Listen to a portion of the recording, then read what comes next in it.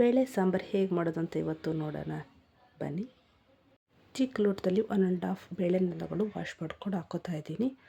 5 ಹಸಿಮೆಣ್ಸಿನ್ಕಾಯಿ ಹಾಕ್ಕೋತಾ ಇದ್ದೀನಿ. 2 ದೊಡ್ಡ ಗಾತ್ರ ಟೊಮೆಟೊ, 1 ಗಡ್ಡೆ ಬೆಳ್ಳುಳ್ಳಿ, ಸ್ವಲ್ಪ ಅರಿಶಿನ,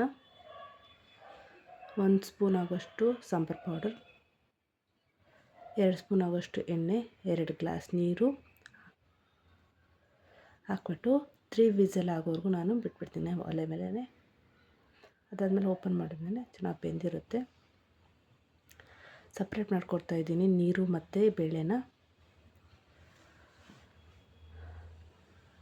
ಸಪ್ರೇಟ್ ಮಾಡ್ಕೊಂಡಿರೋ ಬೇಳೆನ ಚೆನ್ನಾಗಿ ಸ್ಮ್ಯಾಶ್ ಮಾಡ್ಕೋಬೇಕು. ಚೆನ್ನಾಗಿ ಸ್ಮ್ಯಾಶ್ ಮಾಡಿದಷ್ಟು ಸಾಂಬಾರು ರುಚಿಯಾಗಿ ಬರುತ್ತೆ. ಈಗ ಒಗ್ಗರಣೆ ಕೊಟ್ಕೊಂಬಿಡೋಣ. ಎಣ್ಣೆ,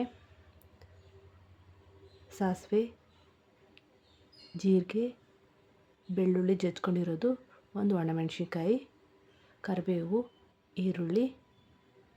ಸೊ ಇವು ಚೆನ್ನಾಗಿ ಫ್ರೈ ಆಗಿ ಘಮ ಬರಬೇಕು, ಅಲ್ಲಿವರೆಗೂ ಫ್ರೈ ಮಾಡ್ತಾರೆ ಎಣ್ಣೆಯಲ್ಲಿ.